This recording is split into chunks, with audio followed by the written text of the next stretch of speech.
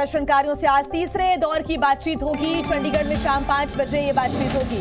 उम्मीद है सुखद बातचीत होगी। किसान नेता की तरफ से भी ये बयान दिया गया है।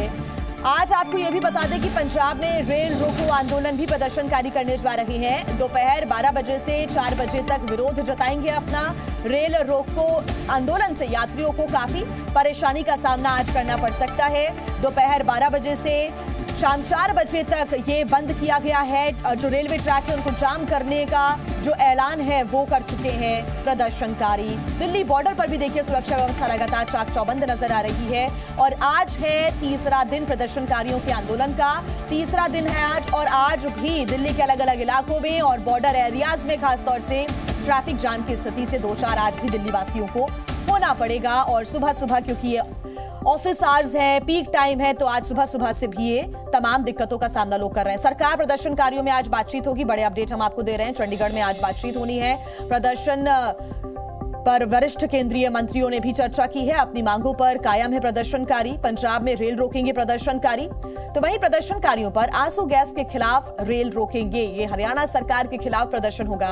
4 घंटे के लिए आंदोलन होगा। 12 से 4 बजे के बीच रेल रोकेंगे प्रदर्शनकारी। तो वहीं एक बड़ा अपडेट ये भी कि देखिए सीबीएसई ने छात्रों के लिए एक एडवाइजरी जारी की है। आज से सीबीएसई बोर्ड परीक्षाएं शुरू हो रही है। छात्रों को दिक्कतें हो सकती है। यही वजह है कि सलाह दी गई है कि परीक्षा केंद्रों पर आप वक्त से पहुंचे और 10 बजे के पहले पहुंचे परीक्षा केंद्र तक। तो प्रदर्शनकारियों की आज अहम बैठक होगी, लेकिन बैठक से पहले सरवण सिंह पंढेर ने भी बयान दिया है। उन्होंने कहा है कि सकारात्मक रुख के साथ हम इस बैठक में शामिल होने के लिए पहुंचेंगे।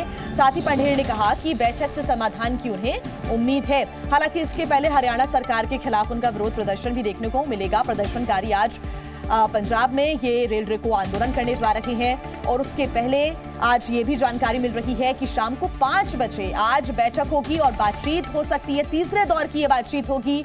उम्मीद यही है कि इस बैठक के बाद समाधान निकल सकेगा। और सरवण सिंह पंढेर ने इस बैठक के पहले बोला है कि हम सकारात्मक रुख के साथ इस बैठक में जाएंगे। 3 दिन हो गए हैं, आज तीसरा दिन है इस आंदोलन का। और 3 दिन से लगातार दिल्ली एनसीआर में जो बॉर्डर इलाके हैं वो सील नजर आ रही हैं, ब्लॉक नजर आ रही हैं।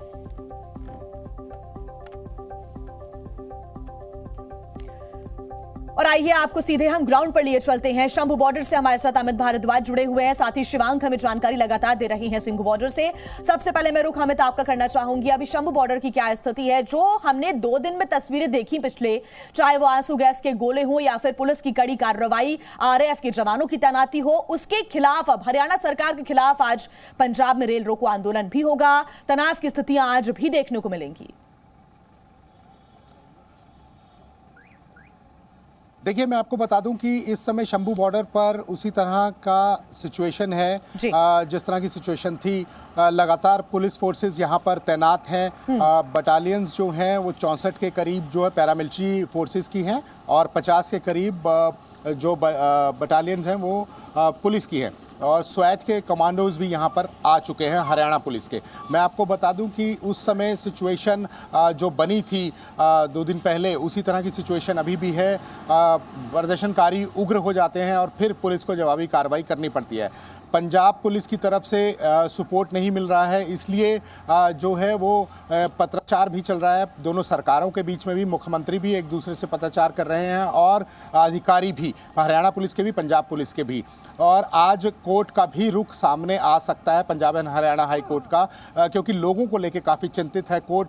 अभी देखिए, ये जो ज़माना है कंपटीशन का है और बच्चों की पढ़ाई का हनन ना हो, बच्चे जो हैं वो जो है किसी प्रेशर में ना रहे, उनके एग्ज़ाम्स हैं। और इस तरह की अगर सिचुएशन देश में बनती है, राजधानी पे काफ़ी असर पड़ता है। उसको देखते हुए जो है आज कोर्ट भी अपना रुख दिखा सकता है। रेल रोको आंदोलन आज बीकेयू उग्राहा, भारतीय किसान यूनियन उग्राहा ने अपना सपोर्ट जो है वो किसान आंदोलन को दे दिया है। तो आज वो रेल रोकेंगे 12 से 4 के बीच में। 11 बजे के करीब वो लोग आ जाएंगे और टोल जो है वो फ्री किए जाएंगे 11 बजे के बाद। पंजाब के जो टोल है लेकिन इस समय सिचुएशन यही है कि सब लोग कामना कर रहे हैं कि आज की बैठक जो है वो सफल हो जाए। 2 बैठकें जो हुई थी वो विफल हो गई, आज वो सफल हो जाए तो जो है समाधान निकल पाए, क्योंकि सब लोग यही कामना कर रहे हैं। बहुत परेशानी हो रही है, इसी को देखते हुए कोर्ट भी जो है लोगों की समस्याओं को समझ रहा है। कोर्ट का क्या रुख रहता है, इस पर भी हमारी नजर रहेगी। साथ ही आज की बैठक में क्या समाधान निकल पाता है या फिर नहीं, इस पर भी हम आगे चर्चा और करते रहेंगे। आप बने रहिएगा हमारे साथ, शिवांग आप भी बने रहिए हमारे साथ। इसके पहले देखिए जो आज बातचीत होनी है, उसके पहले किसान नेता सरवर सिंह पंढेर ने क्या कुछ कहा, एक बार वो भी सुन लेते हैं। हम पूरे देश को बताना चाहेंगे कि आप एमएसपी खरीद की गारंटी का कानून पंजाब, हरियाणा के अलावा पूरी यूपी को, बिहार को, उड़ीसा को, राजस्थान को, सभी राज्यों को चाहिए।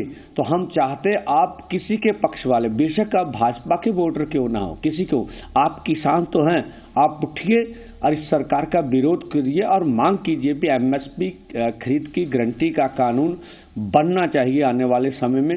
आज माननीय मंत्री महोदय से मीटिंग है, हम चाहेंगे स्वयं प्रधानमंत्री जी उनसे बात करें और इन मांगों का आज हल हो जाए, ये सभी के लिए सुखद होगा। इस बीच सूत्रों के हवाले से यह जानकारी मिल रही है कि दिल्ली में कई केंद्रीय मंत्रियों ने बैठक भी की है।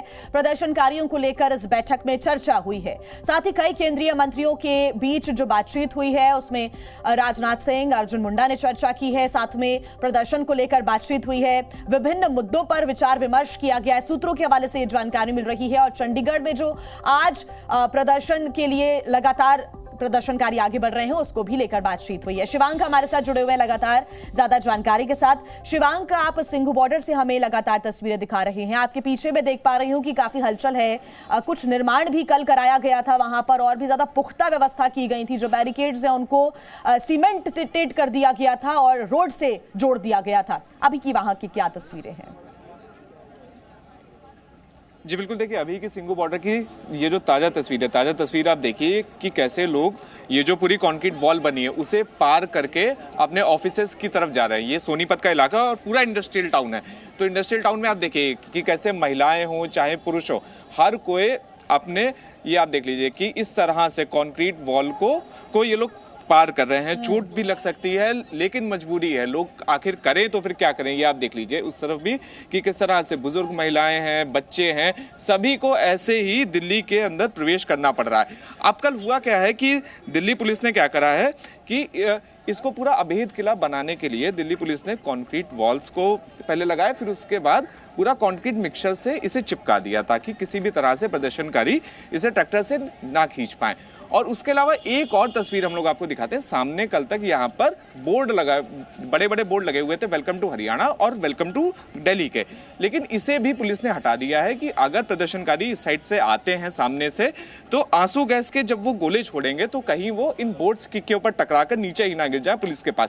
तो देखिए दिल्ली पुलिस की व्यवस्था पूरी तरह से चुस्त है, पाबंद है, लेकिन उसमें सबसे ज़्यादा दिक्कत आम इंसानों को हो रही है। ये जो किसानों की और सरकार की ये जो लड़ाई है, इसमें आप देख लीजिए कि कैसे आम इंसान पिस रहा है, जो ऑफिस जा रहा है अपने काम के लिए, रोजगार के लिए, घर चलाने के लिए, तो उसे इस तरह की समस्या का डेली, मतलब पिछले 3 दिनों से ऐसे ही शिवांग, 2 साल पहले की बात करें और यही वजह थी कि लोगों को अब भी वो डर सता रहा था, और वो तस्वीरें देख भी पा रहे हैं हम। लोगों की रोजी रोटी पर आन पड़ी है। लोग यही कह रहे हैं कि फैक्ट्री वो नहीं जा पा रहे हैं, काम नहीं कर पा रहे हैं। यहाँ पर फैक्ट्री का काम भी प्रभावित हो रहा है। तस्वीर तो हमने ये भी देखी कि जो फैक्ट्री इंडस्ट्रीज है उनका काम भी ठप हो सकता है। तो ये बड़ी ही दुविधा है लोगों के सामने, जाए तो जाए कैसे फैक्ट्री तक, काम कैसे करें?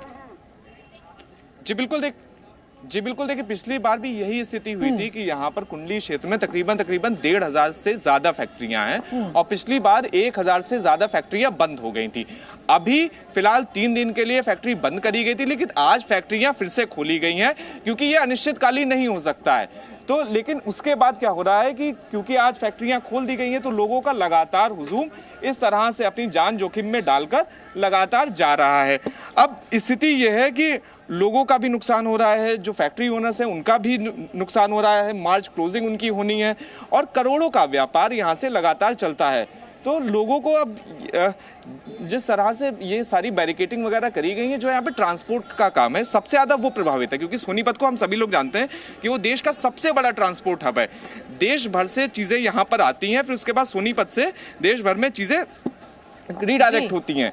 लेकिन अब जिस तरह से पूरी स्थिति बनी हुई है यहाँ की सोनीपत की, तो अगर ये आंदोलन जितना ज़्यादा चलेगा उतना ही ज़्यादा देश की अर्थव्यवस्था को नुकसान होगा। पिछली बार भी हम लोगों ने एक पूरा सरकारी डेटा आया था जिसमें बताया गया था कि सिर्फ मतलब हर महीने देश की अर्थव्यवस्था को 1000 करोड़ से ज़्यादा का नुकसान हो रहा था किसान आंदोलन की वजह से, जब किसान सिंगू, टिकरी और गाजीपुर आए थे। तो अगर यही स्थिति इस बार भी बनी तो आप देख लीजिए कि देश की अर्थव्यवस्था किस तरह से प्रभावित होगी और जो लोगों के रोजगार है उसके ऊपर भी संकट। दर्शक भी देख रहे हैं, छोटे छोटे बच्चों के साथ लोग इस दीवार को फांदने की कोशिश कर रहे हैं, जान जोखिम में डालकर फांद रहे हैं। काम पर जाना है, अपना घर चलाना है, बड़ी मुश्किल लोगों के सामने इस वक्त है। शिवांक और अमित, आप बने रहिएगा हमारे साथ।